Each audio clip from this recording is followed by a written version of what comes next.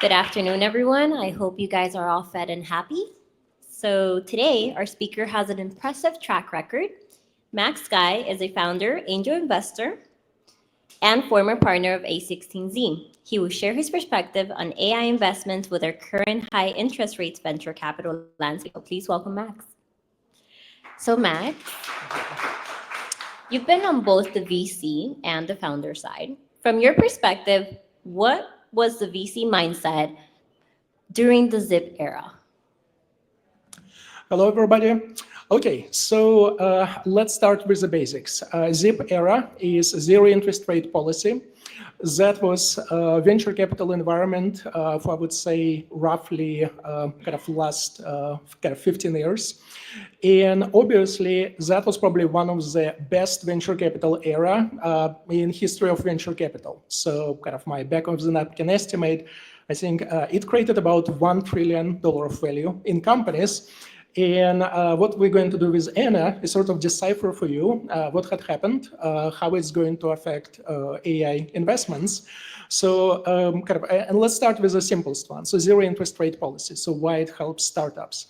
Well, it actually helps startups on three different vectors. So first one is very obvious. Okay, money. You can get loans for very low rates. It's very easy to raise money for limited partners. So actually gives this money to venture capital. That is somewhat obvious.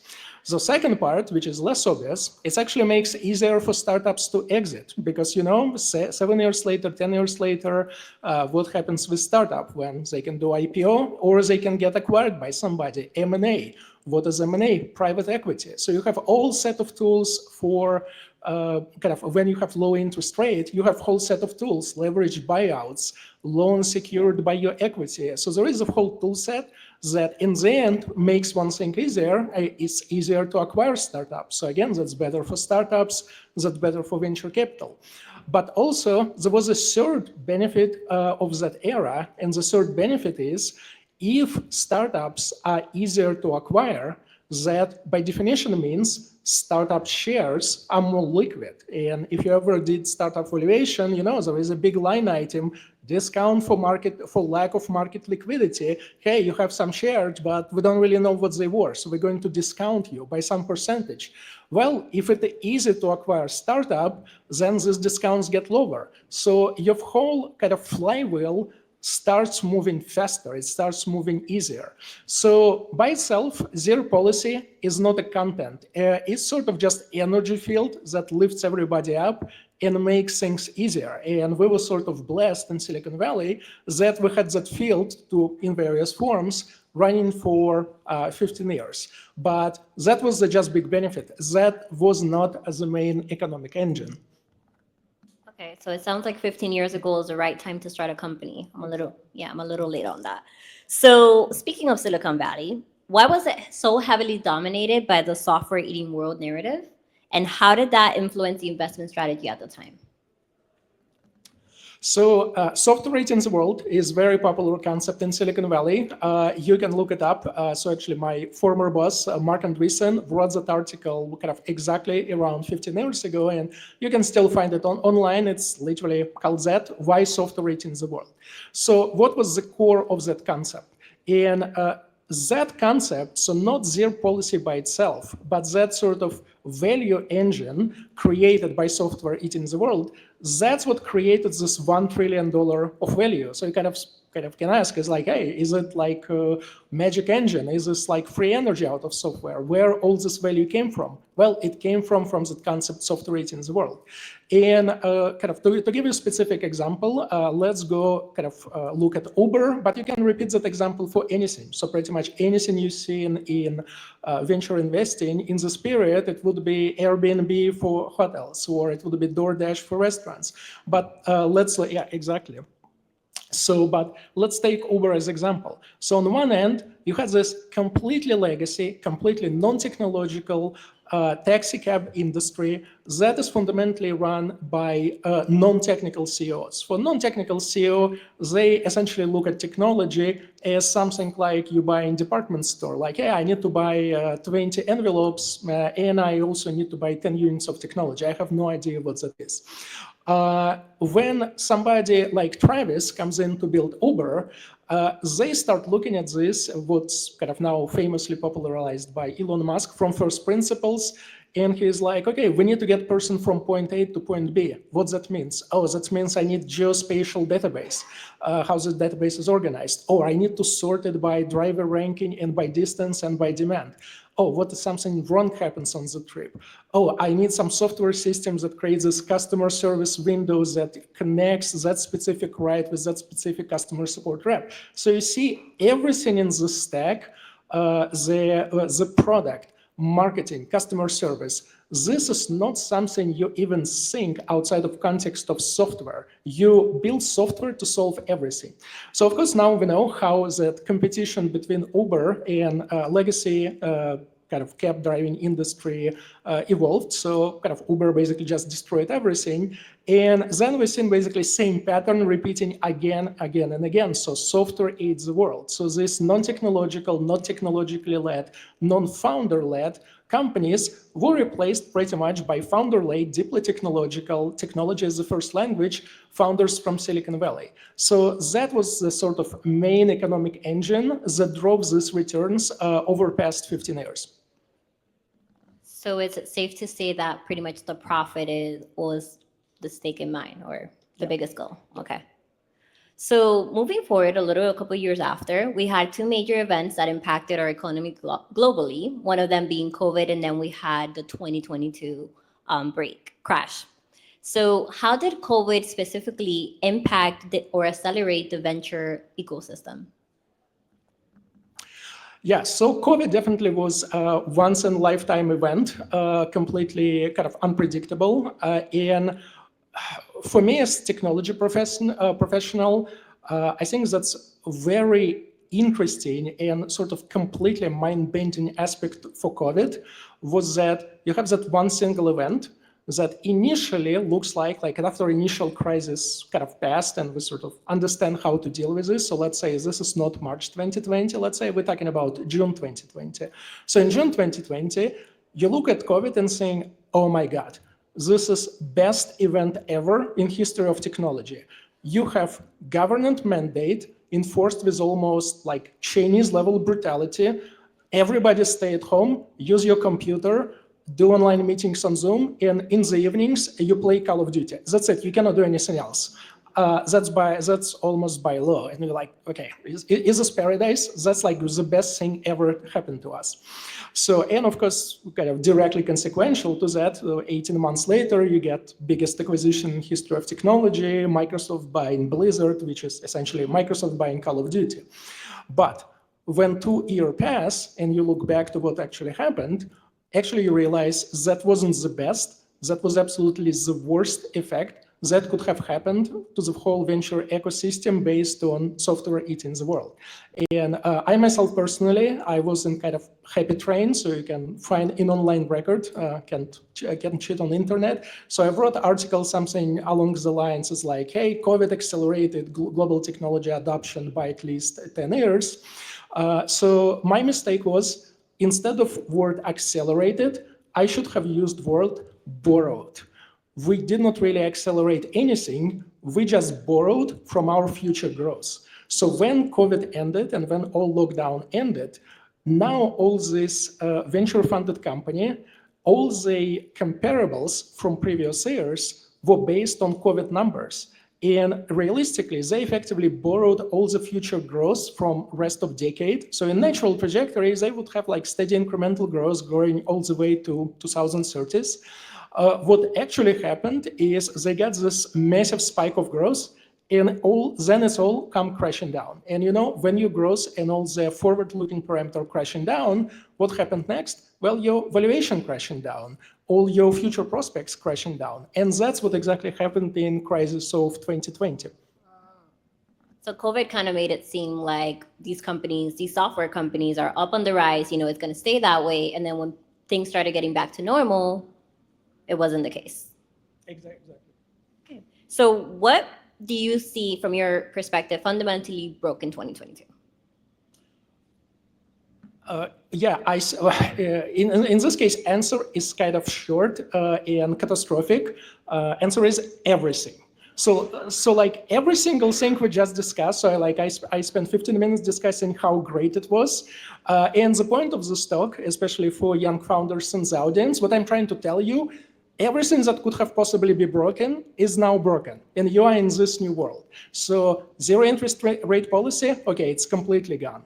The kind of all this up to the right growth of software in the world, it's completely over. Why? Well, because we ate the world. This is done. And with the parts that we did not eat by 2020, that was the COVID spike that basically converted all the last, because you couldn't use anything else during COVID other than computer. You had no choice.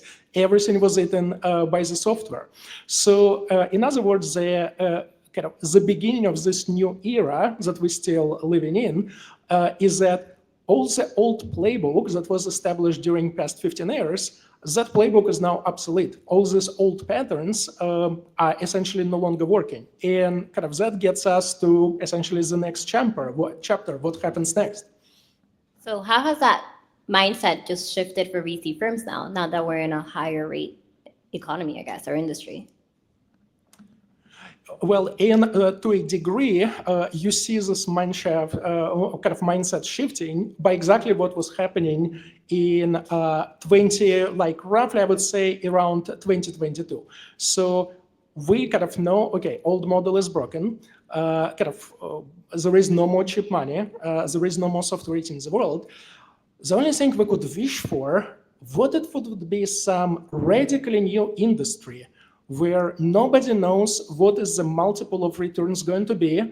Maybe it's going to be X million, maybe it's going to be X thousand. So the less defined it is, the better it is for us. And that industry has objective, same massive appetite for capital, but in this case, your capital is not going to go to like Uber style expansion. It's like, hey, I need to open 10 new cities. Every city cost me $50 million. So I'm going to spend 50 million on expansion. What if that money going to go into like some actual hard silicon, to some technology? That looks like dream coming true for venture capital. We have a new model that can replace software in the world. Okay, so speaking of that new model, that kind of came around the same time when OpenAI had its breakthrough, and then the AI boom started happening, and all of the venture capital started funding more into AI. Was that just by luck, or is there a deeper connection there? So, and obviously there is, I don't think it was like premeditated anyway. Nobody can predict this type of things, but it's sort of, if you have this effectively lottery win that you see, you kind of, you need to rethink your model. You need to come up with some completely new answer to kind of essentially existential question for venture industry. And then some kids in San Francisco come with you with this magic technology. And it has all these key parameters I just spoken. It has big capital requirements. It looks like magic. It might have X thousand times returns. Nobody knows what it's going to return. Of course, your first instinct is, oh my God, we can continue building software eating the world. So now it's AI eating the world, but we can continue the same model. And that's what essentially you're seeing in starting from 2022, this kind of AI craze funding, because if you look from outside, some of these deals kind of not making any sense to you. Okay, look, it's like this guy have kind of not of this, not of that. Why they raised $200 million? So the answer is this $200 million, this is not sign of conviction. That's actually sign of doubt. Because when times are good, if you are, say again, if you're back in good ZIRP era, you take this 200 mil and you say, oh, you know what, everything kind of works. Maybe I will have some winners, maybe I will have some losers. People experiment with all sorts of ideas. I will make 10 deals for 10 deals for 20 million for different startups. I will get 10 bets on the table. When you are unsure what's going on, you're like, oh, I have no idea what's going on. But we have this guy, and this guy is amazing. He comes from DeepMind at Google. I will just make one bet, and this one bet will be $200 million. So if anybody can figure it out, it would be him. I will not make other 9 bets. And that's what you're seeing essentially as AI frenzy that was going on for past 2 years. And I think we're probably closer to the end of this rather than to beginning, where effectively there was a big desire on kind of venture industry as whole. Hey, maybe this is ability for us to continue operating like we did before. Maybe this is like second loop of the same model. And to a degree, we're still figuring out. We still don't know the answer. It might be exactly that. It might be we in carbon copy of previous era, it will be AI eating the world. But the internal motivation was exactly that logic chain I just described. So right now, the internal motivation is mostly based on a project that is definite to succeed or a founder that is definite to succeed. Exactly. Okay. As we move on and we start to see more early stage founders come into the AI infrastructure and creating more products, what do you think is the biggest discrepancies between VCs and what founders truly need? Yeah, so I would say for early stage founders today, you're probably facing one of the most challenging fundraising environments in our lifetime. So, and don't take it personally, it's not about you. It's essentially, remember how we started, that we have this big energy field of ZIRP era. So essentially the point of this 30 minutes is just to tell you that energy field is gone. Everything is much harder. And usually when first-time founders talk to VCs, the typical disconnect would be, well, VCs kind of know what they want, and founders generally do not know what VC wants, and there is source of confusion. So I can calm your fears and roughly would say, okay, today it's even better because now founders doesn't know what they want, and VC doesn't know what they want either, because the only thing we know the old model is broken. So it's probably not going to work the same way again, because all these easy fruits like replace boomers with technical CEOs and software eating the world, that is gone. So right now we have scattered data points of different viewpoints. So kind of if you want to read most pessimistic viewpoint, Sequoia Capital Partner wrote an article, which says, that was last year article, it was called something like $600 billion hole, and where he basically lays out the fact that so far we as industry, we deployed $600 billion worth of capital that generated $18 billion worth of revenue. And the big open question is, well, the rest 500 and something billion comes from. So where's that revenue kind of from AI? And obviously, if all that revenue occurs to Google, to Microsoft, which making amazing progress with the AI offerings, but if all this revenue occurs to big tech giant, that makes no difference for venture capital. We're not benefiting from that in any shape and form, which in turn means we will have less money to invest into this young, promising startup. So I would say number one item kind of on your mind should be the other side also is in process of reinventing the model right now. And yeah, that makes it challenging. Kind of what's going to work, what's not going to work, it's all kind of case-by-case basis. But keep in mind that that playbook you might get accustomed to from like reading blog, reading famous stories from previous era. All this is now part of history. We are actually rewriting the new history, how AI going to get funded going forward, kind of in real time. So what that final piece of advice would you have for a founder, giving all that you've said so far? Well, that advice is a bit boring because it's the same advice all VCs give founders for past 20 years, and then kind of all founders ignore that advice and still get funded. The advice is like, hey, well, go profitable early, find your product market fit, find what what works. I will probably leave with sort of more philosophical reflection, so you just understand mindset of these guys. Is that some of you maybe heard about a recent concept of IPO backlog. So VC industry in that, it's not that complicated. It's like freight train. So like 5-7 years in the past, we load the train, we fund all these early stage companies. Then 7-10 years pass, we unload the train through the IPO process, through M&As. So if you let's say we take a normal year with normal IPO speed, and keep in mind after tariff wars that just started past week, the IPO window right now is completely frozen shut. So we're going to be even lower than we expected. So the estimate I'm going to give you is the estimate from end of 2024. So if you care to guess, how many years of normal IPO process venture industry needs right now to go IPO with all the backlog of companies they funded during that glorious era during 2019, especially 2020, especially 2021, that was like big spikes in funding unicorns. So the answer is 25 years. We have 25 years of backlog of companies who should go IPO, not going IPO, and in foreseeable future have no options of going IPO. So when you talk with venture capitalists today, one thing on his mind is, okay, I will add your equity to my assets when I'm going to exit your investment. Of course, if you do something absolutely magical, and that's why people in the industry love to talk so much about AGI, because you always need magic. So AGI is magic. It's modern religion. So if somebody figures out AGI, okay, that company goes IPO for sure. Yes, that's like you get check mark. Okay, you build AGI. Yes, you can go IPO. We put you in front of that 25 years line. But that would be fundamentally what on his mind is like. What you're going to be success story in this far more challenging environment. So in other words, I would say go bigger, go bolder, definitely have the skills to execute these bold visions, because again, it's not ZIRP era. Nobody going to fund your deck on just promises and nice vision.